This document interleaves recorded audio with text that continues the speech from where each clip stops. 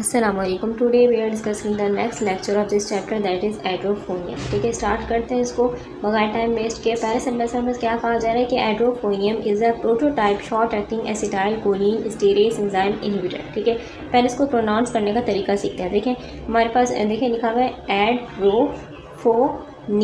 ठीक है, इस तरीके से पढ़ते हैं हम. अब बुक जो है हमारे पास इस जगह को क्या कह रही है, प्रोटोटाइप कह रही है. इसका मतलब क्या होता है, इसका मतलब ये होता है सैम्पल या पहला मॉडल. यानी कि हम इस पूरी क्लास में हम जितनी भी ड्रग्स को पढ़ेंगे, ठीक है, उनकी खूसूसियात को, उनकी कैरेक्टरिस्टिक को समझने के लिए जो हमने सैम्पल बनाते हैं, सैम्पल इस ड्रग को बनाते हैं एड्रोफोनियम को. ठीक है, और ये हमारे पास एड्रोफोनियम जो ड्रग है बेसिकली यहाँ पास ये एक short acting acetylcholinesterase enzyme inhibitor है. ठीक है, यानी कि हमारी basically acetylcholinesterase enzyme जो है उसको बहुत थोड़े वक्त के लिए क्या करती है, थोड़े वक्त के लिए ब्लॉक करती है. इसके बाद हमारे पास अगले सेंटेंस में इसके काम करने के तरीके के बारे में बताया गया है कि edrophonium bind reversibly to the active centre of acetylcholinesterase enzyme preventing hydrolysis of acetyl. यानी कि एड्रोफोनियम क्या करती है, एड्रोफोनियम ड्रग ये हमारा for example acetylcholinesterase enzyme है. ठीक है, इसकी जो एक्टिव सेंटर यानी कि उस मेन पॉकेट पर जहाँ पर एसिटाइल कोलिन ने आके फिट होना था, ठीक है, वहाँ पर जाके एड्रोफोनियम खुद आके क्या हो जाएगी, रिवर्सिबली बैठ जाएगी. रिवर्सिबली का मतलब होता है टेम्परेरी क्या हो जाएगी, इस जगह बैठ जाएगी जहाँ पर एसिटाइल कोलिन ने आके बैठना था. ठीक है, अब वहाँ बैठकर ये क्या करेगी, वहाँ बैठकर ये एक काम करेगी कि preventing hydrolysis of acetyl choline.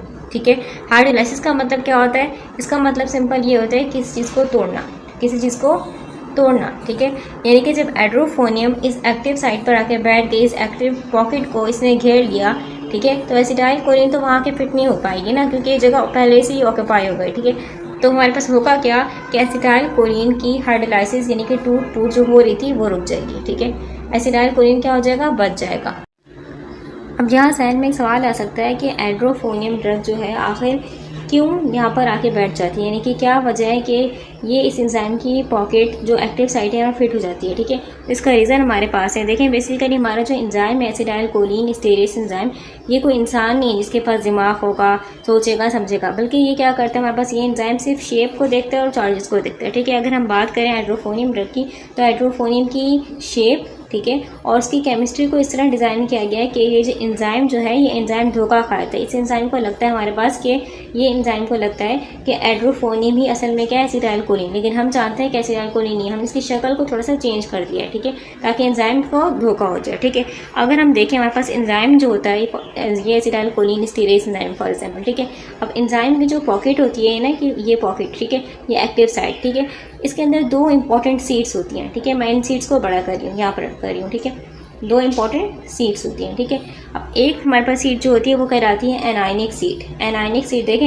Anionic मतलब क्या होता है, नेगेटिव, यानी कि इस सीट पर क्या होंगे, बहुत सारे स्ट्रॉन्ग नेगेटिव चार्जेस होंगे, negative charge, strong negative charge. ठीक है, एक और सीट होती है उसको हम बोलते हैं स्टेरेटिक साइट. स्टेरेटिक साइट का मतलब क्या होता है, स्टेरेटिक साइट का मतलब होता है यानी कि वो जगह है जहाँ पर हमारे पर असल जो बेसिकली अमाइनो एसिड है, जैसे कि सीरीन वगैरह होते हैं. यहाँ पर क्या होते हैं, असल अमाइनो एसिड सीरीन वगैरह. ठीक है, जो कि एसिटाइल कोलिन को कट करते हैं, यानी कि क्या करते हैं, एसिटाइल कोलिन को तोड़ते हैं. ठीक है, ये जो स्टेरिक साइट है ये बहुत ही इंपॉर्टेंट होती है. ठीक है, और हमारे पास एसिटाइल कोलिन कैसे फिट होता है, एसिटाइल कोलिन के स्ट्रक्चर को हम जानते हैं कि उसमें पॉजिटिव चार्ज होता है ना, स्ट्रॉन्ग पॉजिटिव चार्ज, वो फौरन जाके क्या हो जाएगा, एंजाइम की जो ये स्ट्रॉन्ग नेगेटिव चार्ज है आके फिट बैठ जाएगा, यानी कि एनायनिक वाली सीट पे. ठीक है, अब हमारे पास उसका जो एसिटाइल कोलिन उसका दूसरा जो पार्ट होता है जो कि ईस्टर ग्रुप वाला होता है ना, ठीक है, वो ईस्टर ग्रुप वाला पार्ट कहाँ आके बैठ जाता है, स्टेरिक साइट पे. ठीक है, स्टेरिक साइट पे जैसे ही आके बैठता है, ठीक है, तो ये एंजाइम क्या कर लेते हैं, इसको फौरन से कट कर लेता है, कट हो जाएगा. ठीक है, यानी कि एसिटाइल कोलिन टूट जाएगा. ठीक है, अब एड्रोफोनियम कैसे फिट बैठती है, देखें अब एड्रोफोनियम के हम स्ट्रक्चर को देखें तो यहाँ पर एंजाइम जो होता है हमारे पास, ये एंजाइम को यहाँ पर धोखा होता है. अब ये कैसे होता है समझ लेते हैं इसको. देखें हमारे पास एड्रोफोनियम जो होता है, एड्रोफोनियम के स्ट्रक्चर को देखें तो एड्रोफोनियम के स्ट्रक्चर में भी क्या है, यहाँ पास नाइट्रोजन है. ठीक है, उसके ऊपर क्या है, एक पॉजिटिव चार्ज भी है. ठीक है, एक पॉजिटिव चार्ज पे। और हमारे पास जैसे ये एट्रोफोनियम जो ड्रग है हमारे पास एंजाइम के करीब आएगा, एंजाइम क्या हो जाएगा, एंजाइम का जो स्ट्रॉन्ग नेगेटिव पार्ट वाला है यानी कि जो एनायनिक सीट है ये क्या हो जाएगी, अट्रैक्शन क्रिएट करेगी कि पॉजिटिव है। ठीक है, तो एट्रोफोनियम का जो पॉजिटिव नाइट्रोजन वाला हिस्सा है वो फ़ौरन से आके यहाँ पर बैठ जाएगा। ठीक है, जबकि अगर हम बात करें सेकंड सीट की, सेकंड सीट पे कौन आके बैठेगा, तो एट्रोफोनियम जो है हमारे पास इसके पास एक बेंजीन रिंग होती है। ठीक है, एक बेंजीन रिंग, ठीक है, जिसके साथ क्या अटैच्ड है, OH। ठीक है, अब ये बेंजीन रिंग क्या बन गई, हम जानते हैं क्या बन गई ये बन गई फिनोल रिंग। ठीक है, अब हमारे पास यानी कि एट्रोफोनियम के पास क्या है, एक फिनोल रिंग है। ठीक है, ये रिंग जो होती है एंजाइम के पास जो मौजूद अमाइनो एसिड्स हैं, ठीक है, उनके साथ क्या करेगी, हाइड्रोफोबिक इंटरेक्शन करेगी। इसके पास ईस्टर वगैरह नहीं है। ठीक है, ये दूसरे जो अमाइनो एसिड वगैरह यहाँ पर क्या करेगी, हाइड्रोफोबिक इंटरेक्शन करेगी, यानी कि एक तरह की मॉलिक्यूलर हम बोल सकते हैं एफिनिटी क्रिएट करेगी। ठीक है, लेकिन हमारे पास ये फिट नहीं होगी। ठीक है, ये अगर फिट होगी तो एंजाइम तो इसे काट डालेगा ना। खुद सोचें, एंजाइम पे जब ये प्रॉपर तरीके से अगर फिट हो गई तो एंजाइम जैसे एसिटाइल कोलिन प्रॉपर तरीके से फिट हो गया, इस एंजाइम ने क्या कर दिया, फौरन से कट कर दिया। हमारा काम ये है कि हमने क्या करना है, बस एंजाइम को हल्का सा ब्लॉक करना है। हमने एंजाइम फिट नहीं बिठाना, फिट बिठाएंगे तो एंजाइम काट देगा। ठीक है, तो एट्रोफोनियम के पास बेसिकली हमारे पास वो ईस्टर बॉन्ड होता ही नहीं है जिससे एंजाइम की बेसिकली यहाँ बैठे और ये एंजाइम्स को कट कर डाले। ठीक है, ये ईस्टर बॉन्ड है ही नहीं, बहुत बड़ी चालाकी है। ठीक है, ये सिर्फ पॉजिटिव चार्ज की वजह से क्या होता है, ये सीट पर बैठ तो गया। ठीक है, और पूरी तरीके से क्या कर दिया, इसने पॉकेट को घेर लिया। ठीक है, यानी कि पूरी तरीके से इसका जो स्ट्रक्चर था वो इस स्टेरिक साइड पर भी आ गया। ठीक है, इसने सिर्फ जो एंजाइम था उसको ब्लॉक कर दिया। इसके बाद अगले सेंटेंस में लिखा गया है कि it is rapidly absorbed and has a short duration of action of 10 to 20 minutes due to rapid renal elimination. ठीक है, अब यहाँ पर एक अहम सवाल आता है कि एट्रोफोनियम जो हमारे पास ड्रग है, ठीक है, ये सिर्फ 10 से 20 मिनट तक ही काम क्यों कर रही है। ठीक है, तो इसके पीछे हमारे पास दो वजूहत हैं। ठीक है, दो रीज़न्स हैं। पहली वजह तो ये है हमारे पास कि हमने अभी पढ़ा कि इसकी जो बॉन्डिंग एफिनिटी है, यानी कि इसका जो बॉन्ड है वो एंजाइम के साथ इतना मजबूत नहीं है, कमज़ोर बॉन्ड है। एंजाइम को इसने प्रॉपर तरीके से ऑक्यूपाई नहीं किया, बस एक सीट पर बैठा हुआ है। ठीक है, और एक सीट क्या है, खाली है, यानी कि पूरे एंजाइम को ऑक्यूपाई तो कर लिया लेकिन प्रॉपर तरीके से फिट होके नहीं बैठा। ठीक है, एक वजह तो ये हो गई। ठीक है, कि इसकी बाइंडिंग एफिनिटी एंजाइम के साथ क्या है, स्ट्रॉन्ग नहीं है। ठीक है, सेकंड जो दूसरी बड़ी वजह जो कि बुक में यहाँ पर कहा गया है कि रैपिड रीनल एलिमिनेशन। ठीक है, हम ये बात जानते हैं, रैपिड रीनल एलिमिनेशन का मतलब क्या होता है, रीनल का मतलब होता है किडनी। ठीक है, और एलिमिनेशन का मतलब क्या होता है, एलिमिनेशन का मतलब होता है बाहर निकलना। ठीक है, यानी कि हमारी किडनीज जो हैं इस दवा को बहुत तेज़ी से क्या करती हैं, खून से पकड़ेंगी। ठीक है, कैप्चर करेंगी और यूरिन के रस्ते क्या कर देंगी, बॉडी से बाहर निकाल देंगी। इस वजह से ये आती है, 10 से 20 मिनट काम करेगी और गायब हो जाएगी। अब यहाँ हमारे जहन में सवाल आ सकता है कि आखिर किडनीज को इतनी जल्दी बॉडी से क्यों निकालिए। ठीक है, तो इसके पीछे दो मेन रीजंस होते हैं। पहला रीज़न तो ये हमने अभी पढ़ा कि जो एट्रोफोनियम ड्रग है हमारे पास ये क्या है, ये एक क्वाटर्नरी अमीन है, यानी इस पर क्या होता है, परमानेंट पॉजिटिव होता है, परमानेंट पॉजिटिव चार्ज। ठीक है, अब केमिस्ट्री का रूल है, जो चीज़ चार्ज होती है, ठीक है, ये चार्ज है ना पॉजिटिव चार्ज। ठीक है, जो चीज़ चार्ज होगी वो क्या होगी, आयनाइज्ड। ठीक है, आयनाइज्ड, और वो क्या होगी, वाटर सॉल्यूबल, और वो क्या होगी, वाटर सॉल्यूबल। वाटर सॉल्यूबल का मतलब क्या है, यानी कि हाइड्रोफिलिक, पानी को पसंद करती होगी। ठीक है, अब मैं क्वेश्चन आपसे पूछती हूँ। अब फॉर एग्जाम्पल मैंने बोला कि एट्रोफोनियम ड्रग जो है हमारे पास ये चार्ज है। ठीक है, तो क्या ये हाइड्रोफिलिक है या हाइड्रोफोबिक है, तो आपका आंसर क्या होगा, हाइड्रोफिलिक है, पानी को पसंद करती है। ठीक है, अगर ये चार्ज नहीं होती फॉर एग्जाम्पल तो ये क्या होती, ये लिपोफिलिक होती है, फैट को पसंद करती है। ठीक है, तो ये इंपॉर्टेंट कॉन्सेप्ट है। ठीक है, अब इस चीज़ को मज़ीद क्लियर करते हैं, देन हम आगे मूव करेंगे सेकंड रीज़न क्या है। ठीक है, अब हमारे पास यहाँ पर एक देखें, आप समझते हैं, देखें आम लोग क्या समझते हैं कि पानी जो हमारे पास बस एक बेजान लिक्विड है। ठीक है, लेकिन अगर हम पानी को, वाटर को माइक्रो लेवल पर जाकर देखें, बिल्कुल वाट्स देखें, तो हमें क्या दिखता है कि हमारा जो वाटर है, ठीक है, वाटर का हर एक मॉलिक्यूल एक छोटा सा मैग्नेट होता है, एक मैग्नेट की तरह होता है। ठीक है, पानी बनता कैसे, ऑक्सीजन और हाइड्रोजन के मिलने से, ऐसा ही होता है ना। ठीक है, हमारे पास ऑक्सीजन जो है केमिस्ट्री का बहुत ही हमारे पास एक ताकतवर एलिमेंट है। ठीक है, जो कि क्या करता है, जो इलेक्ट्रॉन को अपनी तरफ खींच के रखता है। ठीक है, इसी वजह से क्या होता है, हमारे पास ऑक्सीजन पर हल्का सा नेगेटिव चार्ज होता है, नेगेटिव चार्ज। ठीक है, और हाइड्रोजन पर क्या होता है, हाइड्रोजन थोड़ा कमज़ोर होता है, इसके ऊपर क्या होता है, हल्का सा पॉजिटिव चार्ज। ठीक है, यानी कि पार्शियल पॉजिटिव चार्ज। ठीक है, नतीजा क्या होता है कि पानी का हर एक मॉलिक्यूल जो होता है हमारे पास, हर एक मॉलिक्यूल एक स्मॉल मैग्नेट की तरह रोल प्ले करता है। ठीक है, जहाँ पर हमारे पास उसके एक हिस्से में क्या होता है पॉजिटिव और दूसरे हिस्से में क्या होता है नेगेटिव चार्ज। ठीक है, अब केमिस्ट्री में हम क्या कहते हैं, पोलर मॉलिक्यूल। क्या कहते हैं वाटर को, पोलर मॉलिक्यूल। ठीक है। अच्छा, अब हमारे पास देखें हमारी दवा जो हाइड्रोफोनियम है इसके पास क्या है, इसके पास एक परमानेंट पॉजिटिव चार्ज है ना, परमानेंट पॉजिटिव चार्ज बिल्कुल है, ठीक है। अब जैसे ही हाइड्रोफोनियम हमारे पास क्या होगी, पानी के अंदर कदम रखेगी, यानी कि बॉडी के अंदर कदम रखा, बॉडी के अंदर पानी है, वाटर तो है ना, तो पानी के जो ये जो मॉलिक्यूल्स हैं, जो स्मॉल स्मॉल मैग्नेट्स हैं, ठीक है, ये क्या इनमें हलचल मच जाएगी, ठीक है। ये क्या करेंगे, पानी के मॉलिक्यूल्स का जो नेगेटिव वाला हिस्सा है, यानी कि जो ऑक्सीजन के ऊपर नेगेटिव चार्ज है ना, ये क्या करेगा, हमारे पास उस हाइड्रोफोनियम के पॉजिटिव चार्ज को क्या करेगा, अपनी तरफ अट्रैक्ट करेगा, ठीक है, भागेगा, ठीक है। हम जानते हैं कि प्लस और माइनस के बीच जो होता है दुनिया का सबसे स्ट्रॉन्ग अट्रैक्शन होती है, ठीक है। पानी के जो सैकड़ों मॉलिक्यूल्स हैं वो हाइड्रोफोनियम को हर तरफ से क्या कर लेंगे, घेर लेंगे। उनके नेगेटिव जो हमारे पास हैं, उनके जो नेगेटिव साइड्स हैं वो दवा के पॉजिटिव साइड्स के साथ क्या कर लेंगी, अट्रैक्शन क्रिएट करेंगी। यानी कि फॉर एग्जांपल ये हाइड्रोफोनियम ड्रग है, ठीक है, इसके आसपास क्या होंगे, वाटर के मॉलिक्यूल होंगे, ठीक है, वाटर के मॉलिक्यूल जो कि इसको घेरे होंगे, ठीक है। अब यहाँ पर हम बेसिकली हमारे पास देखें, अब डिज़ोल्व का मतलब भी समझ लें, ठीक है। हम समझते हैं कि डिज़ोल्व का मतलब क्या होता है कि चीज़ बिल्कुल प्रॉपर तरीके से घुल कर गायब हो गई, ठीक है। इसका मतलब ये नहीं होता है, इसका मतलब ये होता है कि जब किसी केमिकल का, फॉर एग्जाम्पल ये केमिकल हमारे पास हाइड्रोफोनियम है, ठीक है। अब ये जो केमिकल है, ठीक है, इसके आसपास क्या है, इसके आसपास वाटर के मॉलिक्यूल हैं, ठीक है। वाटर के मॉलिक्यूल ने क्या किया हुआ, इसको ऑक्यूपाई किया, हर तरफ से क्या किया, ऑक्यूपाई किया हुआ है, ठीक है। तो हम इस चीज़ को कहते हैं वाटर सॉल्युबल, क्या कहते हैं, वाटर सॉल्युबल, ठीक है। अब क्योंकि हाइड्रोफोनियम हमारे पास जो है इस पर चार्ज था, परमानेंट पॉजिटिव चार्ज था, ठीक है।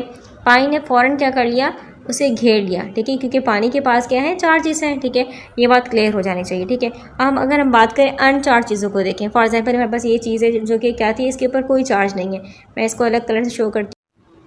देखिए फॉर एग्जांपल ये मेरे पास चीज़ है, ठीक है, केमिकल है, ठीक है, ये अनचार्ज, इसके ऊपर कोई चार्ज नहीं है, मैंने सिर्फ ओ बना दिया, ठीक है, ओ ये गोल बना दिया, इसको कुछ भी समझें आप, ठीक है। ये केमिकल, ये अनचार्ज है, ठीक है। अब हमारे पास क्या होगा, ये हमारे पास जो अनचार्ज है ये यानी कि क्या है, फैट को पसंद करता है। मैंने बात की ना कि जो अनचार्ज होगा यानी कि वो क्या है, वो लिपोफिलिक है, फैट को पसंद करता है, ठीक है। तो हमारे पास होगा क्या कि यहाँ पर कोई चार्ज नहीं है, ठीक है।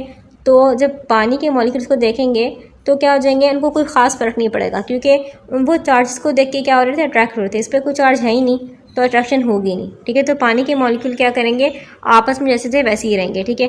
वो यहाँ पर आके इससे अट्रैक्शन क्रिएट नहीं करेंगे, ठीक है। इसलिए हमारे पास जो ये जो ऑयल के मॉलिक्यूल्स हैं वो पानी में घुलते नहीं हैं, क्योंकि ऑयल पर क्या होता है, चार्जेस नहीं होते हैं, ठीक है। इसलिए अगर कभी आप ऑयल को पानी में डाल के देखें तो हमारे पास जो ऑयल जो होगा वो अपनी एक अलग लेयर बना लेगा, वो पानी में घुलेगा नहीं, ठीक है। हमारी किडनीज जो है वो किडनीज खून को फिल्टर करती हैं, हम जानते हैं, ठीक है। हमारी किडनी क्या करिए, फॉर एग्जाम्पल ये किडनी है, ठीक है, ये क्या करिए, ब्लड को फिल्टर करिए। जब हाइड्रोफोनियम फिल्टर होकर किडनी की ट्यूब्यूल्स में आएगा, फॉर एग्जाम्पल ये ट्यूब्यूल्स हैं किडनी के अंदर, पतली पतली नालियाँ होती हैं, ठीक है। जब इनमें आएगा तो दीवारों को क्रॉस करके वापस खून में नहीं जा सकता, ठीक है। जैसे कि चीज़ें रीअब्जॉर्ब होती हैं, हम जानते हैं कि आयन सा है, खून फिल्टर हो रहा है ना पूरा, जो चीज़ें इंपॉर्टेंट होगी बॉडी के लिए दोबारा क्या हो जाएंगी, रीअब्जॉर्ब, यानी कि बॉडी में चली जाएंगी। लेकिन ये जो हाइड्रोफोनियम ड्रग है ये इस तरीके से नहीं कर सकता, यानी कि इसकी रीअब्जॉर्प्शन नहीं हो सकती। क्यों? क्योंकि किडनी की जो दीवारें हैं उनको क्रॉस करने के लिए क्या, उनको क्रॉस करने के चीज़ों का लिपिड सॉल्युबल यानी कि अनचार्ज होना ज़रूरी है, अनचार्ज होना ज़रूरी है। जबकि जो हाइड्रोफोनियम कैसी है, चार्ज है, ठीक है। तो ये लिपोफिलिक भी नहीं है, ये अनचार्ज भी नहीं है, ये तो हमारे पास क्या है, ये चार्ज है, ऊपर से क्या है, वाटर सोल्यूबल है, क्योंकि हम जानते हैं जो चीज़ चार्ज होगी वो क्या होगी, वाटर सोल्यूबल होगी, ठीक है। तो हमारे पास ये इस तरीके से, इसलिए ये रीएब्जॉर्ब नहीं हो सकती बॉडी में, ठीक है। तो इसका नतीजा क्या निकलता है, रिजल्ट ये निकलता है कि हाइड्रोफोनियम किडनी की ट्यूब्यूल्स में फंसी रहती है, ठीक है, और यूरिन के रास्ते बॉडी से बाहर निकल आती है। एक इंपॉर्टेंट कॉन्सेप्ट, ठीक है, इसको क्लियर करते हैं, देन हम आगे मूव करते हैं। देखें फॉर से मेरे पास ये किडनी है, ठीक है। अब किडनी के पास क्या होता है, हमारे पास स्पेशल ट्रांसपोर्टर्स होते हैं, उनको हम क्या कहते हैं, active secretion transporter, active secretion transporter. जैसे कि अगर हम बात करें स्पेसिफिकली ख़ास तौर से ऑर्गेनिक कैटाइन ट्रांसपोर्टर्स, ठीक है, यानी कि OCTS। अब ये OCTS क्या चीज़ है, इसको समझते हैं। देखें हमारे पास पहले तो ये समझें कि हमारी जो बॉडी है, बॉडी के लिए दो तरह के केमिकल्स होते हैं, ठीक है। एक होता है हमारे पास एंडोजीनस सब्सटेंस, क्या होता है, एंडोजीनस सब्सटेंस, फॉर एग्जाम्पल ये बॉडी है, ठीक है। एंडोजीनस सब्सटेंस क्या होता है, यानी कि जो बॉडी खुद बना रही है, ठीक है, और उसके लिए ज़रूरी है। जैसे अगर हम बात करें कोलिन, ठीक है, एसिटाइल कोलिन, तो इसमें टूट रहा है, कोलिन बन रहा है ना, ठीक है। कोलिन को दोबारा क्या करते हैं, यूज़ करते हैं, रीयूज़ करती है बॉडी ना, ठीक है। कोलिन हो गए, हार्मोन्स हो गए, ये बॉडी के लिए ज़रूरी है, बॉडी खुद बना रही है, ठीक है। एंड सेकंड इंपॉर्टेंट चीज़ जिसको हम बोलते हैं हमारे पास जीनोबायोटिक्स। जीनोबायोटिक्स क्या होता है, जीनो XENO, ठीक है। बायोटिक्स। ये जीनोबायोटिक्स हर वो चीज़ जो बॉडी क्या कर रही है, बॉडी के लिए बिल्कुल फ़ॉरेन है, यानी कि बॉडी के लिए अजनबी है, जो बाहर से आ रही है, ठीक है, और वो बॉडी का हिस्सा नहीं थी पहले, जैसे कि दवाइयाँ, ये क्या है हमारे पास जीनोबायोटिक्स कहलाती हैं, ठीक है। एड्रोफोनियम क्या होगी, जीनोबायोटिक्स होगी, ठीक है। किडनी के पास ये जो ओसीटी ट्रांसपोर्टर्स हैं, ये दो चीज़ों का कॉम्बिनेशन चेक करते हैं, ठीक है। पहली चीज़ क्या चेक करते हैं, ये चेक करते हैं पॉजिटिव चार्ज, यानी कि ट्रांसपोर्टर क्या करेगा, पहले पॉजिटिव चार्ज को अपनी तरफ खींचेगा। सेकंड चीज़ क्या चेक करेगा, कार्बन का साइज़, ठीक है। ये चेक करेगा कि जो जिस जिसके पास आ रही है, ठीक है, क्या उसका कार्बन की चेन या रिंग वगैरह जुड़ी हुई है, ठीक है। तो अगर हम बात करें एड्रोफोनियम की, तो एड्रोफोनियम के पास क्या है, पॉजिटिव चार्ज तो है, ठीक है, पॉजिटिव चार्ज भी है और कार्बन की बड़ी सी रिंग भी है, ठीक है। तो ये जो ओसीडी ट्रांसपोर्टर है फ़ौरन से क्या कर लेगा, इसको पकड़कर क्या कर लेगा, बाहर फेंक देगा, यानी कि इसको रीअब्जॉर्ब नहीं होने देगा, ठीक है, इसको ट्यूब्यूल्स में डाल देगा, ठीक है। अब कोलिन के पास हमारे पास भी जो कोलिन है हमारे पास, इसके पास भी क्या है, इसके पास पॉजिटिव चार्ज भी है और कार्बन की चेन भी होती है, ठीक है। तो इसको भी क्या कर लेगा, लेकिन कोलिन जो हमारी बॉडी के लिए बहुत ज़रूरी है, हम जानते हैं, ठीक है, कोलिन को भी क्या कर लेगा, हमारे पास ये खींच लेगा, ठीक है। अब हमारे पास यह जहन में सवाल आता है, अगर दोनों के पास कार्बन और हमारे पास जैसे बात की नाइट्रोजन भी है, ठीक है, तो किडनी क्या करेगी, फ़र्क कैसे करती है कि ये ज़रूरी है बॉडी के लिए, ठीक है, और ये हमारे पास ये तो दवाई है, ठीक है, इसको बॉडी से बाहर निकालना है, ठीक है। तो यहाँ पर हमारा एक इम्पॉर्टेंट जहन में सवाल आ सकता है, ठीक है। तो बेसिकली हमारे पास देखें, किडनी का जो ओसीडी ट्रांसपोर्टर है, इसने दोनों को पकड़ तो लिया, लेकिन आगे जाके देखेंगे कि हमारे पास ये जो कोलिन है, इसको क्या कर दोबारा रीअब्जॉर्ब करवा दीजिएगा, रीअब्जॉर्ब करवा दीजिएगा। किस तरीके से होगा, देखिए हमारी किडनी जो होती है, किडनी के पास दो अलग मेम्ब्रेन्स होती हैं, ठीक है। जब खून से चीज़ें आती हैं यूरिन की तरफ, ठीक है, तो ओसीडी ट्रांसपोर्ट क्या करता है, ओसीडी ट्रांसपोर्टर एड्रोफोनियम और कोलिन दोनों को पकड़कर क्या करेगा, यूरिन वाली जो ट्यूब्यूल्स हैं उनमें फेंक देगा, ठीक है। यहाँ तक यानी कि दोनों एक साथ, दोनों का जो सलूक होगा एक सेम होगा सलूक, ठीक है। लेकिन अब क्या होगा, हमारे पास जैसे ही वो लोग आगे चलेंगे, ये कोलिन भी एड्रोफोनियम भी, तो हमारे पास क्या होते हैं, कोलिन ट्रांसपोर्टर्स होते हैं, ठीक है, CEST इनको हम कहते हैं, CEST ट्रांसपोर्टर। ये ट्रांसपोर्टर सिर्फ और सिर्फ किसको पहचानते हैं, कोलिन की शक्ल को पहचानते हैं, ठीक है। तो होता है क्या हमारे पास, ये क्या करेंगे, ये कोलिन को क्या करेंगे, यूरिन से खींचकर दोबारा क्या कर देंगे, खून में भेज देंगे, ब्लड में भेज देंगे, ठीक है।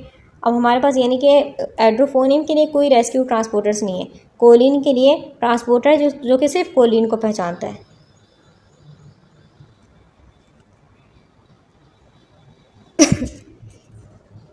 अगली बात इसके बाद लिखी हुई है कि edrophonium is a quaternary amine and its actions are limited to the periphery.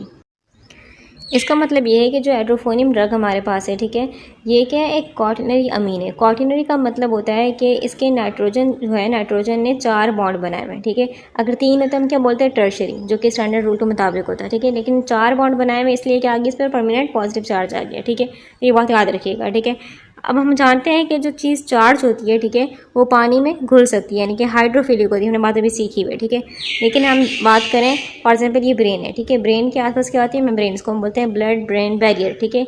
एक ब्लड ब्रेन बैरियर होता है, इसको हर दवाई क्रॉस नहीं कर सकती, सिर्फ वही दवाई क्रॉस कर सकती हो कि क्या हो, जो कि अनचार्ज हो, ठीक है, यानी कि अनचार्ज हो, फैट को पसंद करती है, क्योंकि जो मेम्ब्रेन, ये जो बैरियर है, मेम्ब्रेन है, ये क्या, ये फैट वाली है, यानी कि ये फैट को पसंद करती है। तो लाइक डिसऑर्डर लाइक ना, ठीक है। फॉर एग्जांपल मेरे पास ये एक ड्रग है जो कि क्या है, लिपोफिलिक है, फैट को पसंद करती है, ठीक है, और अनचार्ज है, जाहिर सी बात है, ठीक है, ये इसलिए क्या कर लेगी, इसको क्रॉस कर लेगी, ठीक है, लेकिन ये क्रॉस नहीं कर पाएगी, ठीक है। इसलिए यहाँ पर लिखा हुआ है कि इसका जो एक्शन है सिर्फ पेरिफेरी तक लिमिटेड रहता है। पेरिफेरी का मतलब ये होता है कि दिमाग को हटा के बाकी जितने भी हमारे पास ऑर्गन्स हैं, बॉडी के पार्ट्स हैं, जैसे मसल्स, बाकी ऑर्गन्स वगैरह, ठीक है, तो उनको हम कहते हैं पेरिफेरी, ठीक है। ब्रेन के अंदर इसका असर 0 होता है, ब्रेन के अंदर जा ही नहीं सकती है ड्रग। इसके बाद लिखा हुआ है, it is use in the diagnosis of myasthenia gravis which is an auto immune disease caused by antibodies to the nicotinic receptor of at neuromuscular junctions, ठीक है। इसका मतलब क्या हुआ, देखें, माइसीनिया ग्रेविस जो होती है हमारे पास, माइसीनिया ग्रेविस की डायग्नोसिस, यानी कि इस बीमारी को पता लगाने के लिए कि आया माइसीनिया ग्रेविस है भी या नहीं, ठीक है, तो उसके लिए इस ड्रग को यूज़ किया जाता है, ठीक है। क्योंकि हमारे पास देखिए, माइसीनिया ग्रेविस जो होती है हमारे पास, ये एक ऑटो इम्यून डिसीज़ होती है। ऑटो इम्यून का मतलब ये होता है कि हमारी अपनी ही बॉडी का जो इम्यून सिस्टम है वो क्या कर रहा है, वो आउट ऑफ कंट्रोल हो गया और अपने ही क्या कर रहा है, अपनी ही बॉडी पर अटैक कर रहा है, ठीक है। एंटीबॉडीज़ बना रहा है, वो एंटीबॉडीज़ क्या करें हमारे न्यूरो मस्कुलर जंक्शन पर क्या करिए। न्यूरो मस्कुलर जंक्शन क्या होता है, फॉर एग्जाम्पल मेरे पास ये मसल है, ठीक है, और ये नर्व है, ठीक है, इसको हम बोलते हैं न्यूरो मस्कुलर जंक्शन, ठीक है, यानी कि मसल्स और नर्व के दरमियान, ठीक है। यहाँ पर क्या करिए, यहाँ पर जो निकोटीनिक रिसेप्टर मौजूद हैं उन पर क्या करिए, उनको दुश्मन समझ के हमारी एंटीबॉडीज़ क्या करिए, इस पर हमला करिए, उसको तबाह करिए। यानी कि मायसीनिया ग्रेविस में एंटीबॉडीज़ जो होती है हमारे मसल रिसेप्टर्स पर अटैक कर रही होती हैं, ठीक है।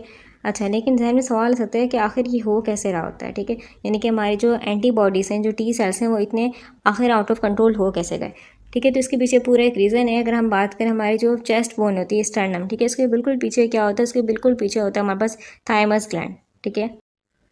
नॉर्मल कंडीशंस में इस थाइमस ग्लैंड का काम क्या होता है कि नए टी सेल्स को ट्रेन करना। किस तरीके से ट्रेन करना, यानी कि जो बॉडी के अपने प्रोटीन्स जैसे कि मसल्स वगैरह के रिसेप्टर्स, ठीक है, उनके बारे में बताना है कि उन पर अटैक नहीं किया जाएगा, ठीक है।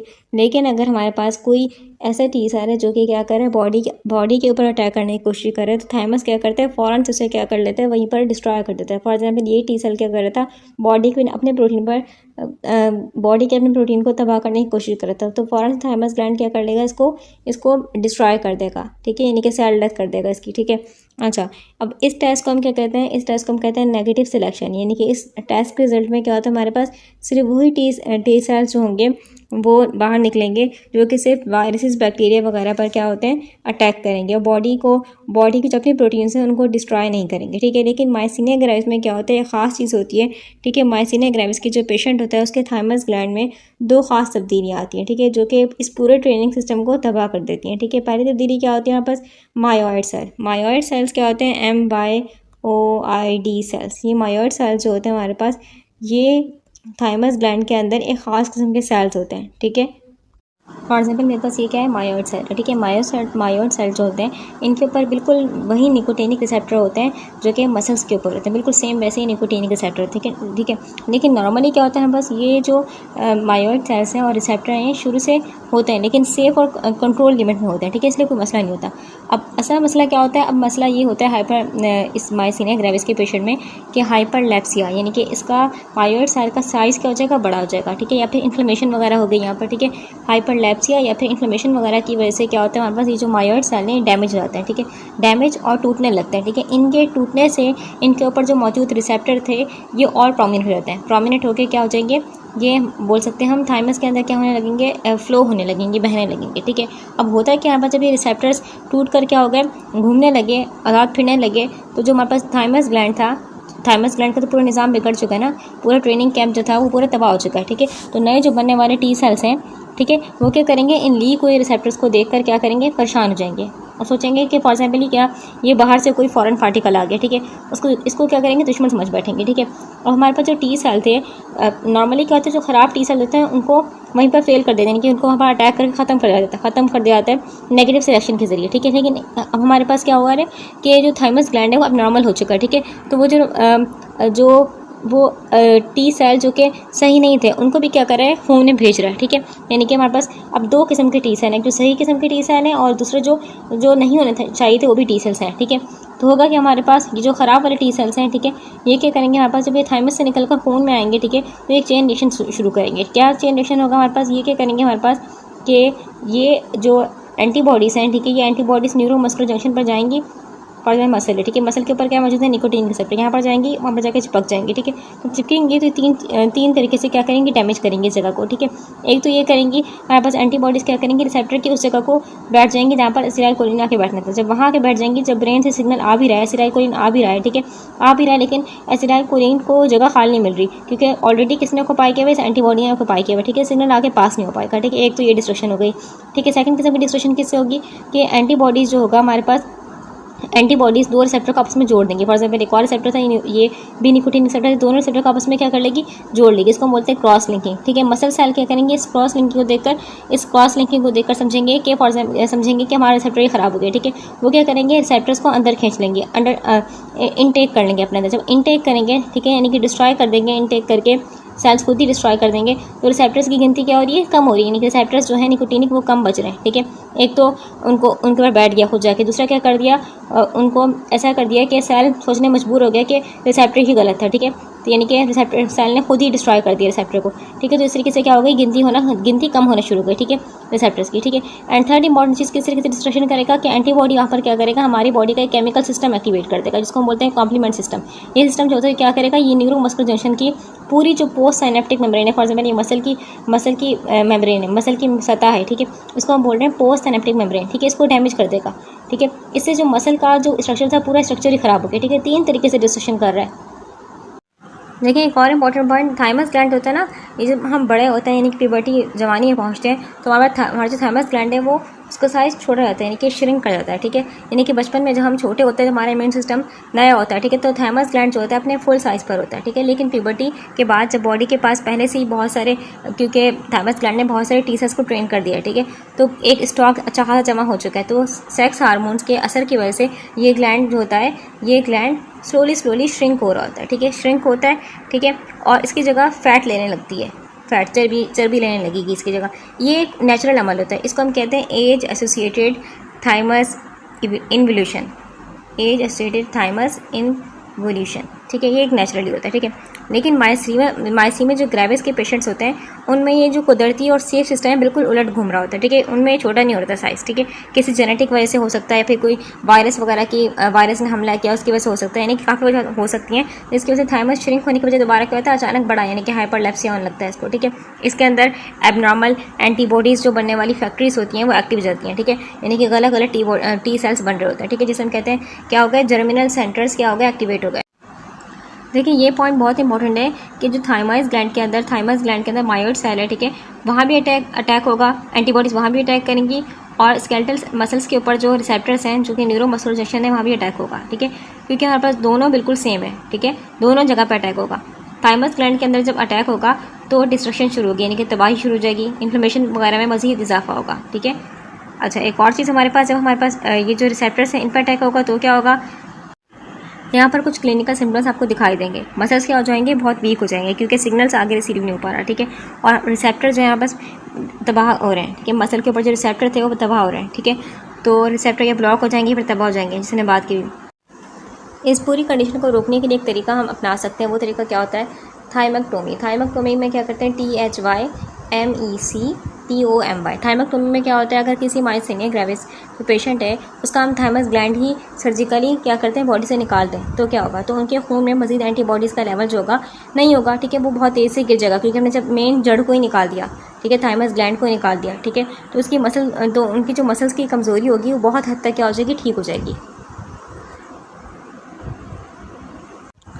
देखिए एग्जाम में सवाल आ सकता है कि थाइमस को निकालना सेफ़ है भी या नहीं, ठीक है, हमने अभी पढ़ा कि हमारे पास थाइमस ग्लैंड जो होता है इसका असल काम क्या होता है, जवानी से पहले तक की पूरा, यानी कि प्यूबर्टी से पहले ही इसका काम हो जाता है, ठीक है, ये पहले ही बहुत सारे टी सेल्स को ट्रेन कर चुका होता है, ठीक है। हम ये बात भी जानते हैं कि टी सेल्स जब ट्रेन होते हैं, यानी कि टी सेल्स जब निकलते हैं थाइमस ग्लैंड से बाहर तो ये बनते हैं मेमोरी सेल्स, ठीक है, मेमोरी सेल्स, यानी कि अगर कोई पुराना वायरस आ भी गया, पुराना बैक्टीरिया आ भी गया, ये खुद क्या करेंगे, अपनी कॉपीज़ बनाएंगे, कॉपीज़ बना के क्या कर लेंगे, उस कॉपीज़ बना के उसको डिस्ट्रॉय कर देंगे, यानी कि उनको थाइमस की ज़रूरत नहीं होती, ठीक है। और एडल्ट में, जवानी में हम बात करें तो नॉर्मल एडल्ट में जो थाइमस होता है वैसे ही श्रिंक होकर इनएक्टिवेट हो चुका होता है, यानी कि हो रहा होता है, बहुत कम बना रहा होता है टी सेल, ठीक है। इसका मतलब ये है कि अगर हम बॉडी से कोई चीज़ ऐसी नहीं निकाल रहा जो उस वक्त कोई ज़रूरी काम कर रही है, क्योंकि पहले ही बहुत सारे टी सेल को ट्रेन करके दे चुका है हमें, ठीक है। तो सिंपल वर्ड्स में अगर हम बात करें थाइमैक्टोमी बिल्कुल ऐसा ही है जैसे कि फॉर एग्जाम्पल आप बिल्कुल बात करें एक बिल्डिंग है जो कि मुकम्मल हो चुकी है, ठीक है, तो हम अगर इसको निकाल भी देंगे तो कोई बड़ा फ़र्क नहीं पड़ जाएगा।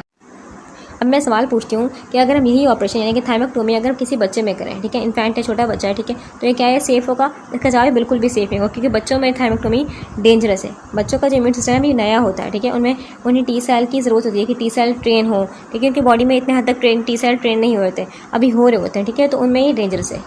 इसके बाद लिखा हुआ है कि this cause their degeneration making fewer receptor available for interaction with the neurotransmitter. क्या मतलब हुआ, देखें जब एंटीबॉडीज़ उन निकोटीनिक रिसेप्टर पर अटैक करती हैं तो उनकी डिग्रेडेशन यानी कि तबाही या टूट-फूट हो जाती है। इसका रिजल्ट क्या होगा कि रिसेप्टर की जो हमने बात की अभी कि क्वांटिटी क्या हो जाएगी, बहुत कम हो जाएगी, ठीक है, फीवर रिसेप्टर अवेलेबल यानी कि क्वांटिटी क्या हो जाएगी, कम हो जाएगी।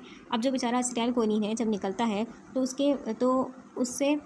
उसे रिसेप्टर नहीं मिल रहे, ठीक है, जब रिसेप्टर नहीं मिल रहे इस वजह से क्या होता है, मसल को सिग्नल नहीं मिलेगा और मरीज़ जो होगा उसके जिस्म में सीवर कमज़ोरी हो जाएगी, शदीद कमज़ोरी आ जाएगी, इतनी कमज़ोरी हो जाएगी कि अपनी आंखें तक पूरी तरीके से खोल नहीं पाएगा और मस्कुलर वीकनेस का शिकार हो जाएगा। अगली बात यहाँ पर लिखी हुई है कि intravenous injection of edrophonium lead to rapid increase in muscle strength. ठीक है, हमारे पास आईवी के जरिए क्या किया गया, एड्रोफोनियम का इंजेक्शन बॉडी में इंजेक्ट किया गया। ठीक है, तो इसका रिजल्ट क्या होगा हमारे पास कि एड्रोफोनियम जाएगा और एसिटाइल कोलिन स्टीरेज एंजाइम को ब्लॉक कर देगा। एसिटाइल कोलिन स्टीरेज एंजाइम क्या करता है, एसिटाइल कोलिन को मिली सेकंड्स में डिस्ट्रॉय करता है। जब ये एंजाइम ब्लॉक हो गया तो एसिटाइल कोलिन हमारे पास, ठीक है, एसिटाइल कोलिन का जो होगा बॉडी में ढेर लग जाएगा। ठीक है, जब एसिटाइल कोलिन का बॉडी में ढेर लग गया, ठीक है, तो होगा क्या हमारे पास ये जो बचे कुछ रिसेप्टर्स हैं, फॉर एग्जाम्पल ये रिसेप्टर बचा हुआ है, ठीक है, ये रिसेप्टर डिस्ट्रॉय हो चुका है, हल्का सा ही बचा हुआ है, हल्का सा, ठीक है, तो कुछ रिसेप्टर क्या है बचे हुए, ठीक है, तो उन रिसेप्टर को क्या करेगा, ये जो बहुत क्वांटिटी हाई हो चुकी है एसिटाइल कोलिन की, ठीक है, तो अब क्या होगा, ज़बरदस्त तरीके से इन बचे कुछ रिसेप्टर को स्टिमुलेट करेगा। इसका रिजल्ट क्या होगा, कुछ ही सेकंड से मरीज होगा, मरीज़ का जो मसल्स होंगे उनमें रैपिड इंक्रीज इन स्ट्रेंथ चाहिए, यानी कि उनकी जो आंखें नहीं खोल पा रहा था आंखें खोल पाएगा। ठीक है, वो सडनली यानी कि एक्टिवेट हो जाएगा। ठीक है, इसी को हम कहते हैं टेंसेल्स टेस्ट। यानी कि अगर पता ना हो कि माइसीनिया ग्रेविस है पेशेंट को, तो ये ड्रग दे के देखेंगे। ठीक है, अगर फ़ौरन इसकी हालत बेहतर हो रही है तो समझ जाएंगे क्या है कि इस मरीज़ को माइसीनिया ग्रेविस है। ठीक है, अगली बात हमारे पास लिखी हुई है कि एड्रोफोनियम, ठीक है, कि care must be taken because excess drug may provoke cholinergic crisis, atropine the antidote. क्या मतलब वो देखें, इसमें लिखा हुआ है कि यहाँ पर ना एहतियात की ज़रूरत है इस ड्रग को इस्तेमाल करते क्यों, अगर दवा की हमने थोड़ी सी भी क्वांटिटी को क्या कर दिया, हाई कर दिया, यानी कि एक्सेस मिकदार में दवा चली गई बॉडी में, तो होगा क्या, कोलिनर्जिक क्राइसिस हो गया। कोलिनर्जिक क्राइसिस मतलब क्या होता है कि इतना ज़्यादा एसिटाइल कोलिन बॉडी में जमा हो जाएगा कि मसल्स रिलैक्स ही नहीं हो पाएंगे। ठीक है, हम जानते हैं कि एसिटाइल कोलिन की अमाउंट क्या हो जाएगी, बहुत हाई हो जाएगी। कुछ समझ में एसिटाइल कोलिन की अमाउंट बहुत हाई हो गई, ठीक है, तो मुसलसल क्या मिल रहा है, सिग्नल, जब सिग्नल मुसलसल मिल रहा है, ठीक है, वरना तो क्या होता है नॉर्मली कि इनको डिस्ट्रॉय कर दिया जाता है, ठीक है, लेकिन डिस्ट्रॉय नहीं हो रहा है क्योंकि हमने एंजाइम देके ब्लॉक कर दिया। ठीक है, अब हमने इस ड्रग देके ब्लॉक कर दी, जब ड्रग की क्वांटिटी हमने हाई कर दी तो ये डिस्ट्रॉय तो नहीं हो रहा, यानी कि इसकी क्वांटिटी बहुत लगती जा रही है, ढेर लगती जा रही है। ठीक है, तो जब मुसलसल सिग्नल मिल रहा है, रिसेप्टर्स को सिग्नल मिल रहा है, ठीक है, तो रिसेप्टर क्या होते हैं, थक जाते हैं। ठीक है, वो फिर काम नहीं करेंगे, वो वहीं थक जाएंगे। ठीक है, बस तो फिर यानी कि नया सिग्नल मिलने के लिए ज़रूरी होता है कि ये क्या करें, रिलैक्स करें, फिर नया सिग्नल मिले, फिर रिलैक्स करें। ठीक है, एक साइकिल चलती है, लेकिन यहाँ पर तो रिलैक्स होने का मौका ही नहीं मिल रहा क्योंकि क्वांटिटी क्या हो गई एसिटाइल कोलिन की बहुत हाई हो गई। ठीक है, मसल्स क्या हो जाएंगे, पैरालाइज जाएंगे। ठीक है, और हार्ट रेट जो का खतरनाक हद तक गिर सकता है। ठीक है, अगर ऐसा हो जाए, ठीक है, तो एक एंटीडोट होता है। ठीक है, जो इस वक्त में काम आता है, जो हम इसको बोलते हैं एट्रोपिन। एट्रोपिन जो है हमारे पास इसका एंटीडोट है। ठीक है, ये क्या करेगा, फौरन जाके उन रिसेप्टर को ब्लॉक कर देगा। फॉर एग्जाम्पल मेरे पास ये रिसेप्टर है, ठीक है, ये एसिटाइल कोलिन का है। ठीक है, यहाँ पर क्या लगी हुई थी, एसिटाइल कोलिन का रिसेप्टर पे सिग्नल मिल रहा था, एसिटाइल कोलिन आ रहा था। ठीक है, एसिटाइल कोलिन को हटाएगा एट्रोपिन, यहाँ जाके खुद लग जाएगा। एट्रोपिन की जो एफिनिटी होती है वो ज़्यादा होती है एसिटाइल कोलिन से, वो यहाँ के खुद लग जाएगा। ठीक है, ब्लॉक कर देगा रिसेप्टर को। ठीक है, अब यहाँ हम ये देख लेते हैं कि एट्रोपिन आखिर काम किस तरीके से करते हैं। देखिए, हम एट्रोपिन जो होती है, फॉर एग्जाम्पल किसी मरीज़ को हमने क्या दिया, एड्रोफोनियम दिया। ठीक है, तो हम जानते हैं कि एड्रोफोनियम क्या है, एक एसिटाइल कोलिन स्टीरेज इनहिबिटर है, यानी कि बॉडी में क्या करती है, एसिटाइल कोलिन की क्वांटिटी को अचानक बहुत हाई कर देती है, क्योंकि ये एड्रोफोनियम क्या करती है, एड्रोफोनियम ड्रग ये एसिटाइल कोलिन स्टीरेज एंजाइम जो होता है उसको साथ चिपक जाती है। ठीक है, तो उसका चिपक गई तो एसिटाइल कोलिन को तोड़ने वाला कोई एंजाइम नहीं है, एसिटाइल कोलिन की क्वांटिटी क्या हो जाएगी, हाई हो जाएगी, हर सी बात है। ठीक है, और हम जानते हैं कि एसिटाइल कोलिन दो जगह अटैक करता है, निकोटीनिक और मस्कुरानिक, दोनों जगह पर जाकर लगता है। ठीक है, निकोटीनिक रिसेप्टर जो होते हैं हमारे पास मसल्स पर होते हैं, मस्कुरानिक जो होते हैं बस कहाँ होते हैं, हार्ट लंग्स वगैरह पर होते हैं। ठीक है, अगर मस्कुरानिक रिसेप्टर एक्टिवेट हो गए, से बात की एसिटाइल कोलिन की क्वांटिटी बहुत हाई हो गई, ठीक है, एड्रोफोनियम ड्रग की वजह से। ठीक है, तो मस्कुरानिक रिसेप्टर जो हो जाएंगे वो खास ज़्यादा एक्टिवेट हो जाएंगे ना, क्योंकि मस्कुरानिक रिसेप्टर बेसिकली निकोटीनिक भी एक्टिवेट होंगे, लेकिन मस्कुरानिक रिसेप्टर कहाँ है, हार्ट पर है, लंग्स पर है। ठीक है, तो हार्ट रेट क्या हो जाएगा, बहुत कम हो जाएगा, यानी कि ब्रैडीकार्डिया हो सकता है। ठीक है, सांस गिनानी क्या हो सकती है, बंद हो सकती है, यानी कि हमारे पास ब्रोंको कॉन्स्ट्रिक्शन वगैरह हो सकता है। ठीक है, तो मस्कुरानिक रिसेप्टर से क्या हो जाएगा, दिल की धड़कन बहुत कम हो सकती है, यानी कि ब्रैडीकार्डिया। तो एट्रोपिन जो होते हैं, एट्रोपिन का ये बहुत इंपॉर्टेंट काम है, बहुत इंपॉर्टेंट रोल हम बोल सकते हैं कि ये सिर्फ मस्कुरानिक पे काम करती है, सिर्फ मस्कुरानिक। देखिए, हमारे जो मेजर ऑर्गन्स हैं, ठीक है, उनको कितने अच्छी तरीके से संभाल रही है, सिर्फ मस्कुरानिक पे काम करती है, निकोटीनिक पे काम नहीं करती। ठीक है, निकोटीनिक को टच भी नहीं करती, सिर्फ मस्कुरानिक पे काम करती है। ठीक है, ये मस्कुरानिक सेंटर को जाके क्या कर देगी, ब्लॉक कर देगी। ठीक है, यानी कि जहाँ पर आके लगना था एसिटाइल कोलिन वहाँ जाके खुद लग जाएगी, ब्लॉक कर देगी। ठीक है, ये निकोटीनिक को बिल्कुल भी हाथ नहीं लगाएगी। ठीक है, अब सवाल ये आता है कि एट्रोपिन कब तक रहेगी हमारी बॉडी में। देखिए, एट्रोपिन को हमेशा मेरी बॉडी में नहीं रखना। ठीक है, एट्रोफोनियम का जो असर होता है वो तकरीबन 10 to 20 मिनट्स होगा, 10 to 20 मिनट्स, बहुत ही शॉर्ट इसकी लाइफ है। ठीक है, एट्रोपिन का जो असर है तकरीबन 2 to 4 आवर्स होता है। ठीक है,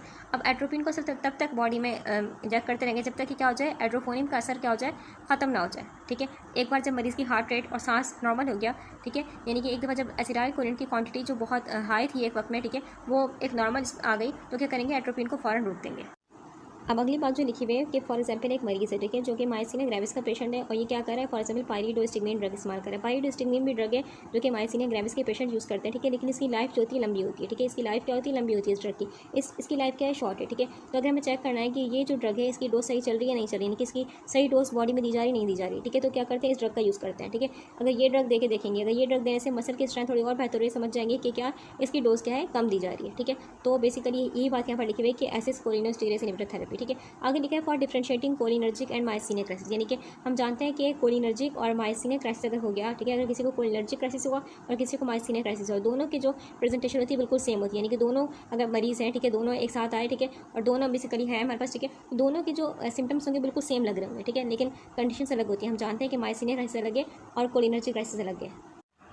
अब पहचानेंगे कैसे कि इस पेशेंट को माइसीनिया क्राइसिस है, ठीक है, तो क्या करेंगे, एड्रोफोनियम ड्रग देके देखेंगे। एड्रोफोनियम ड्रग देने से, ठीक है, एड्रोफोनियम ड्रग है, ठीक है, ये देंगे, ठीक है, क्योंकि इसकी जो हाफ लाइफ है बहुत शॉर्ट होती है, ठीक है, ये ड्रग दिया, ठीक है, तो इस ड्रग के देने से क्या होना शुरू हो गई, मरीज़ की हालत में बेहतरी आना शुरू हो गई, ठीक है, क्योंकि पहले मरीज़ का क्या था कि रिसेप्टर पर एसिटाइलकोलिन नहीं था।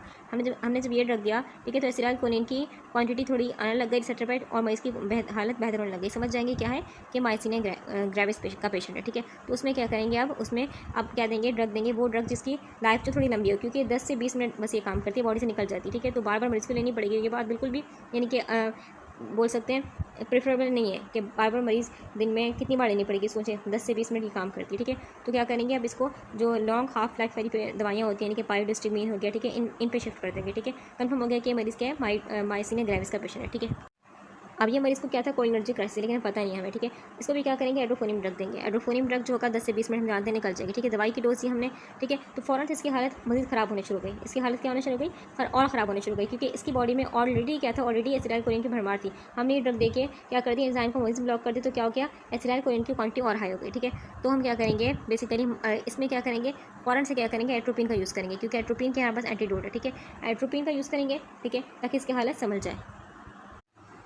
And for reversing the effect of non depolarising neuromuscular blockers after surgery, ठीक है, सर्जरी के दौरान क्या आते हैं, मसल रिलैक्सेंट वगैरह यूज़ किया जाता है, ठीक है, इनके एनेस्थीसिया तो दिया जाएगा, साथ में क्या दिए जाएंगे, मसल रिलैक्सेंट वगैरह भी यूज़ किए जाएंगे, ठीक है। अब ये हमारे पास जो मसल रिलैक्सेंट होते हैं क्या करते हैं, ये मसल्स के जो रिसेप्टर्स होते हैं जिनको हम कहते हैं न्यूरोमस्कुलर्स रिसेप्टर, वहाँ पर जाके लगते हैं, ठीक है, और जो ब्रेन से सिग्नल आ रहा होता है, यानी कि नर्व से एसिटाइलकोलिन निकल रहा है, ठीक है, उनका रास्ता ही रोक दिया, पहले से यहाँ पर जाके कौन लगा हुआ है, ये मसल रिलैक्सेंट लगे हुए हैं, ठीक है, तो पेशेंट टेम्परेरी तौर पर क्या रहता है, पैरालाइज रहता है, ठीक है, सर्जरी के दौरान। ऑपरेशन खत्म हो गया, ठीक है, अब क्या करना है, दोबारा इनको सही करना है, ठीक है, लेकिन वो जो ब्लॉकर्स हैं अभी तक क्या है, सेटर पर चिपके हुए हैं, ठीक है, तो इनको कैसे हटाएंगे बेसिकली, तो इसका एड्रोफोनियम ड्रग का यूज़ करेंगे। एड्रोफोनियम क्या करेगा, ये एसिटाइलकोलिन स्टीरेज एंजाइम जो होगा उसको ब्लॉक कर देगा। जब फॉर एग्जाम्पल ये एंजाइम है, ठीक है, स्टार में बना रही हूँ एंजाइम है, ठीक है, इसको क्या कर दिया, एड्रोफोनियम ड्रग ने ब्लॉक कर दिया, ठीक है। अब जब ये ब्लॉक होगी तो क्या होगा, बस एसिटाइलकोलिन की क्वांटिटी जो होगी वो बढ़ना शुरू हो जाएगी, क्योंकि उसको कोई तोड़ नहीं रहा, ठीक है, एसिटाइलकोलिन की क्वांटिटी क्या हो गई, बढ़ गई। अब खुद सोचें हमारे पास क्या होगा, अब मुकाबला हो गया, यानी कि एसिटाइलकोलिन की कंसंट्रेशन क्या हो गई, हाई हो गई। एसिटाइलकोलिन की कंसंट्रेशन हाई है, फौरन से क्या करें, इन ब्लॉकों को धक्का मारेगी, खुद आगे यहाँ पर लग जाएगी। अब इसके बाद इस पैराग्राफ के लास्ट सेंटेंस में क्या कहा जा रहा है कि due to the availability of other agent the edrophonium drug use has become limited. इसका मतलब ये हुआ कि जो एड्रोफोनियम ड्रग है अब इसका कॉमनली यूज़ नहीं करते, ठीक है, पहले ज़माने में इसका यूज़ होता था, ठीक है, लेकिन इसके दो बड़े ड्रॉबैक थे, यानी कि दो बड़े नुकसान थे। पहला जो नुकसान था वो था इसका शॉर्ट ड्यूरेशन का एक्शन, जैसे कि हम जानते हैं कि इसका जो काम करने का दौरान था बहुत ही शॉर्ट था, तकरीबन 10 से 20 मिनट काम करके बॉडी से बाहर निकलती थी, ठीक है। अब फर्ज करें कि एक मरीज़ है, ठीक है, इसका ऑपरेशन हुआ, ऑपरेशन के बाद हमने क्या दिया, इसको एड्रोफोनियम ड्रग दिया, ठीक है, एड्रोफोनियम जब ड्रग दिया इसको, ठीक है, तो इसकी हालत संभलना होगी, यानी कि सांस वगैरह लेना शुरू कर दिया इसने, ठीक है, लेकिन 15 मिनट बाद आफ्टर 15 मिनट देखा हमने, ठीक है, जब एड्रोफोनियम ड्रग का असर खत्म हो गया, ठीक है, देखा हमने कि दोबारा इसकी हालत बिगड़ना शुरू हो गई, यानी कि दोबारा इसको सांस लेने में क्या हो रही है, मुश्किल हो रही है, ठीक है, क्योंकि एड्रोफोनियम जो ड्रग है वो बहुत शॉर्ट टाइम के लिए काम करती है, ठीक है, तो दोबारा इसकी हालत बिगड़ना शुरू हो गई। इस कंडीशन को हम कहते हैं, ठीक है,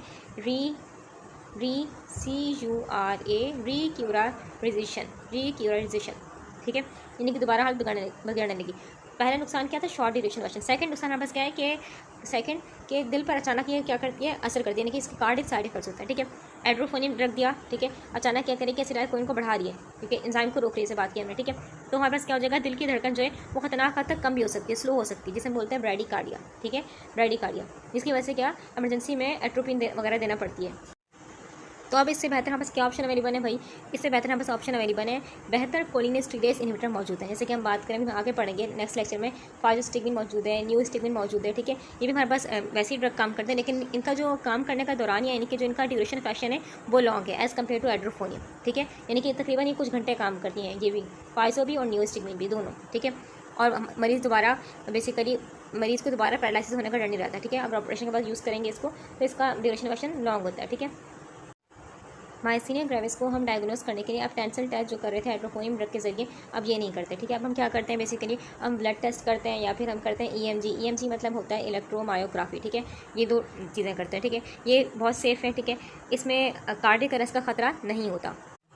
पहले हम देखते हैं कि ब्लड टेस्ट में क्या करते हैं। देखें, हम ये जानते हैं कि मायसीनिया ग्रेविस के पेशेंट में क्या हो रहा है, हमारा इम्यून सिस्टम जो है, हमारा क़ुव्वत मुदाफ़ित का निज़ाम क्या कर रहा है, गलती से निकोटीनिक रिसेप्टर के खिलाफ क्या कर रहा है, निकोटीनिक रिसेप्टर के खिलाफ एंटीबॉडीज़ बना रहा है। ऐसा ही हो रहा है ना, ठीक है। तो क्या करेंगे, मरीज़ का पहले खून लेंगे, ठीक है, सैंपल लेंगे, ब्लड सैंपल, ठीक है, और फिर उसका लैब में टेस्ट करेंगे, ठीक है। लैब में चेक करेंगे कि भाई उसके खून में एंटीबॉडीज़ हैं या नहीं है, ठीक है।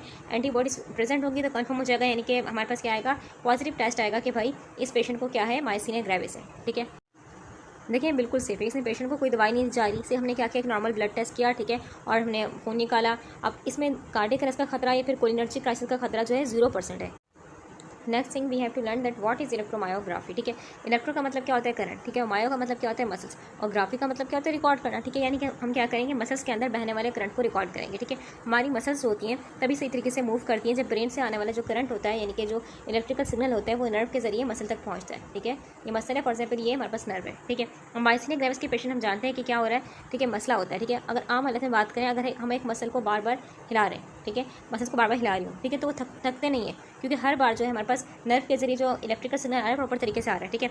लेकिन मायसीनिया ग्रेविस के पेशेंट में क्या हो रहा है, रिसेप्टर्स जो है हमारे पास ब्लॉक होने की वजह से हम मसल्स को बार बार यूज़ कर रहे हैं, तो बचा खुचा जो एसिटाइल कोलिन है जो निकाल रहा था बचा खुचा वो भी यूज़ हो गया, ठीक है। यानी कि एसिटाइल कोलिन एक वक्त आएगा खत्म हो जाएगा और करंट मसल तक जाना ही बंद हो जाएगा।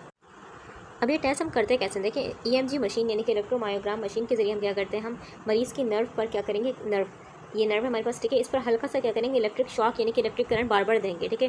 जैसे कि फ़र्ज़ करें फॉर एग्जांपल 1 मिनट में 10 से 12 दफ़ा हम क्या कर रहे हैं, इसको करंट क्या कर रहे हैं, दे रहे हैं नर्व को, ठीक है। अब नॉर्मल इंसान फॉर एग्जांपल अगर है, ठीक है, तो हर शॉक पर हर बार हम जब करंट दे रहे हैं तो उसका मसल का जो रिस्पॉन्स होगा वो, यानी कि मसल की जो ताकत होगी वो बिल्कुल बराबर होगी, यानी कि करंट सही से पास हो रहा है, इसका मतलब ये, ठीक है। अब फॉर एग्जांपल फ़र्ज़ करें मायसीनिया ग्रेविस का पेशेंट है, ठीक है, तो शुरू के 1-2 जो शॉक पर उसका रिस्पॉन्स नॉर्मल होगा, लेकिन अगर बार बार हम उसको शॉक दे रहे हैं, ठीक है, करंट दे रहे हैं, तो मसल का रिस्पॉन्स क्या हो जाएगा, एक वक्त आएगा बिल्कुल खत्म हो जाएगा, बिल्कुल पहले कम होगा, फिर एक वक्त आएगा खत्म हो जाएगा, ठीक है, क्योंकि जो रिसेप्टर्स हैं ब्लॉक हैं और एसिटाइल कोलिन खत्म हो जाएगा, मसल थक चुके हैं, ठीक है। अब इस उसको देखिए, इस कंडीशन को देखिए कि भाई एक वक्त आए रिस्पॉन्स खत्म हो गया, हम समझ जाएंगे कि मसला कहाँ है, इसके न्यूरो मस्कुलर जंक्शन पर है।